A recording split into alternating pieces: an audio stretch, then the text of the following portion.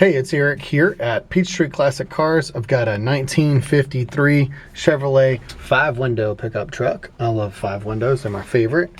And we're gonna take it for a spin. She's still, I believe on a, she has been upgraded to a 12-volt system, but she's still on a push button start down here, or a floor pedal start. So I just pushed that floor pedal, so my steering wheel got in the way. But great driving truck. We're gonna take it for a spin.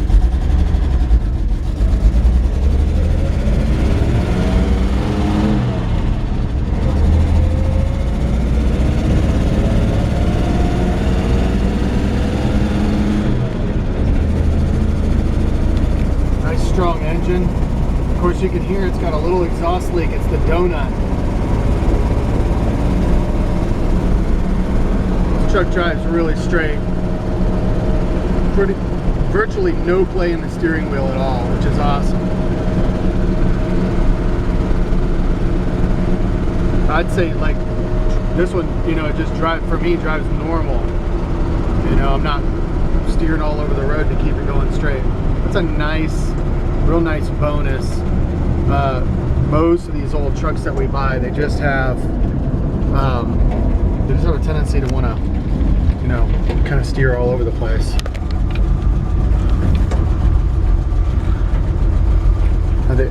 Now, one thing I do that is consistent with most of the old trucks is that we don't have, put it in reverse. Don't have a functional emergency brake, and that's pretty typical. They make a kit to repair that.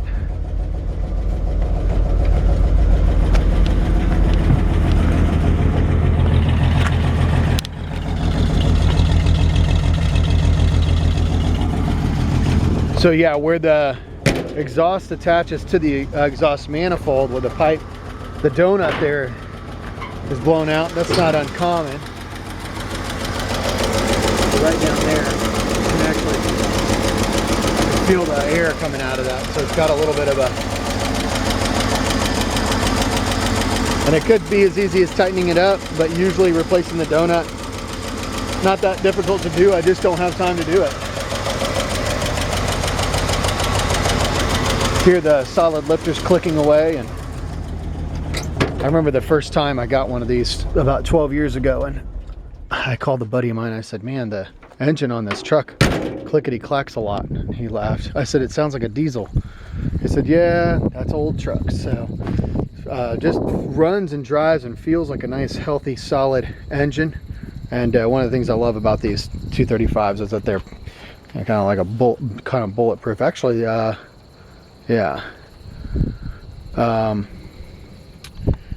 Anyway, sorry, a little brain fart there.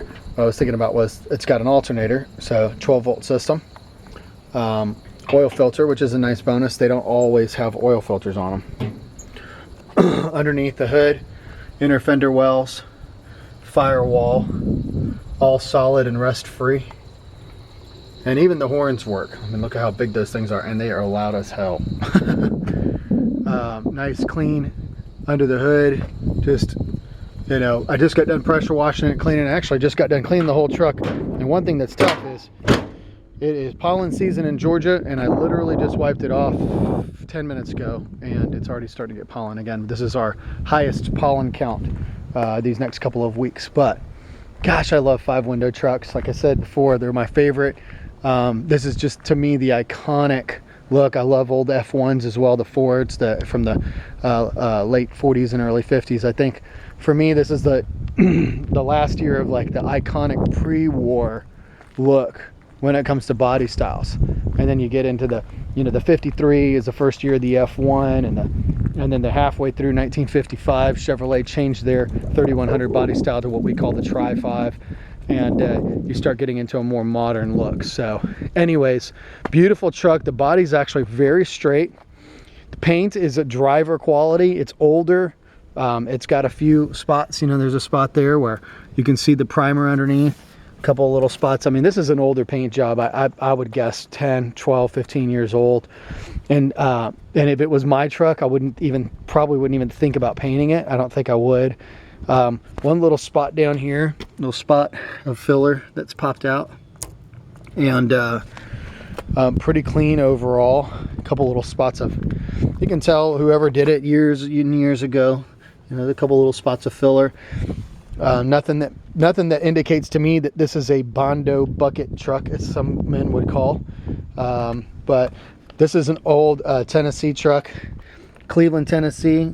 There's a Hall Chevrolet emblem there that somebody had put on at the dealership, obviously had put on years ago. Who knows how long, maybe when it was original.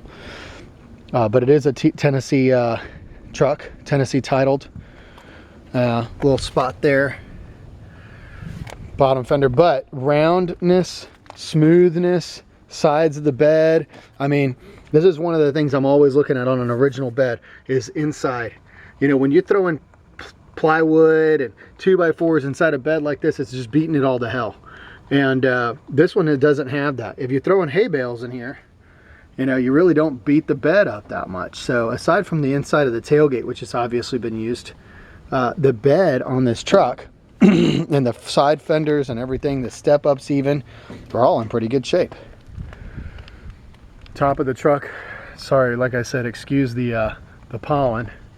Goodness, there's some sort of spider or something that just up there. Anyway, it's weird. Man, I'm telling you, when it's the pollen season like this, everything's floating around. So anyways, just wanted to show you guys that the body is nice and straight. Got a little distracted there. Hood, glass is in great shape. Window weather stripping.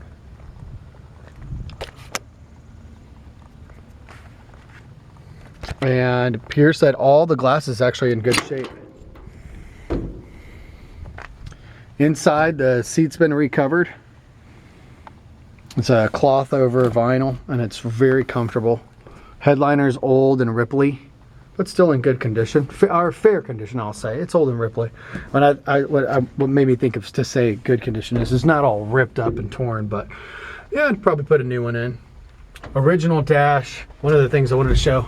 I mean, man, that horn, you could hear it for a mile, but it does work, and it will scare the hell out of whoever you honk who's standing in front of your vehicle. Still got the old heater, and I know it's hooked up, but I was looking to see where it gets turned on, and I'm not sure that it's got a switch that turns it on and off.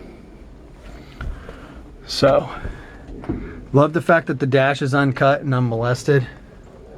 It's showing 77,000 miles on the odometer. Judging by the original shape of the vehicle, and we'll look up underneath it, I think it's possible that could be original. You just never can tell for sure. Brand new, matching tires all the way around, with brand new hubcaps on the original wheels. Old, little bit older beauty rings, but they appear really good. We just put the hubcaps on today just to finish it off. The old hubcaps were getting a little crusty. Just want to show up underneath. And like I said, you know, driver quality, you can tell years ago. I mean, here's a couple of paint, you know, drips. But bottoms of the doors, and you can see the weep holes there, all in great shape. Come around to the corner, you can tell there's a little bit of Bondo here in the cab corner. It's true on the other side as well, but the bottoms of these doors look like they're in great shape. Man, I kind of wish I would have gotten this with the pressure washer. We got some dirt daubers down here. But take a look at these original floor pans. This is all the original floor pan. It's never been cut out. There's no patches. We don't need no stinking patches. I mean, very solid truck. Step ups. Usually these step ups are rusted here along the support. Right here. This is all solid.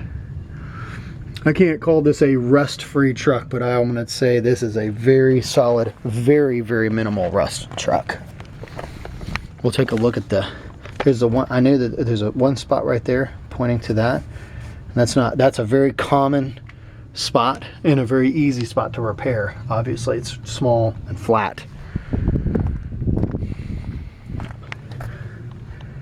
Inside, the fender rails look real good. I did pressure wash in here. Got some of the dirt out where we were driving it.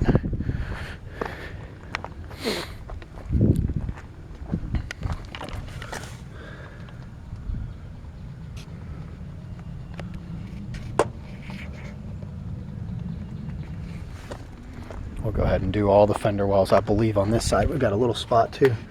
I didn't get this one as good. A little bit dirty, but I don't see any rust in there. I can see that the emergency brake, like I said, is not hooked up. And we'll take a look at the door and the cab corner here on this side real quick. Same as the other side, a little bit of Bondo in the bottom of that cab corner, but the weep holes are still there, right there in my finger. And then going down the door, all the way down, just really clean. And then underneath the truck, like I said, I kind of now that I'm seeing this, I wish I would have hit it with the pressure washer, but look at how clean and solid this is. And this is usually the spot right here where you get all the rust in the step side. So same on this side, original floor pan. A little bit of rust in the inner cab corner here.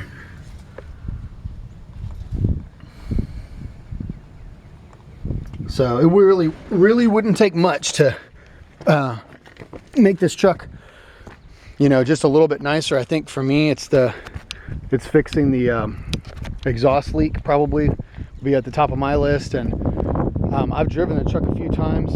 Got it from a friend who's been driving it, and the gentleman he got it from, the story, he just passed away, but the story was that his wife was saying that he drove this truck pretty regularly, that it's been on the road, so it hasn't sat up, and he was driving it pretty regularly. Brakes pull just a hair to the right, but I mean, nice glass, weather stripping is pretty good. The door felts could be replaced, the window felts in the doors. I mean, I might replace the door weather stripping. It's just old and a long time ago, you know, you could tell it got some overspray on it. So maybe a few little things, but man, the doors open and close, you know, just like an old truck. Windows seem to roll up and down good. Let's see, I actually hadn't tried this side. This one's a little stiffer. There we go.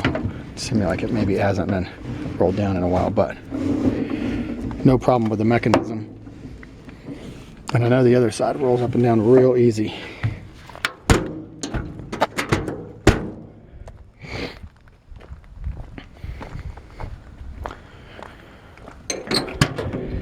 Do that real quick, and then running a little long on the video, so nice. Well, there you have it. 1953 Chevrolet Tennessee truck, Southern States truck. Minimal rust, just a couple of little spots, and a sweet little 5-window that ready to drive today and enjoy today and just tinker with and have fun with. That's a part of enjoying these old vehicles, I think, is also getting to work on them.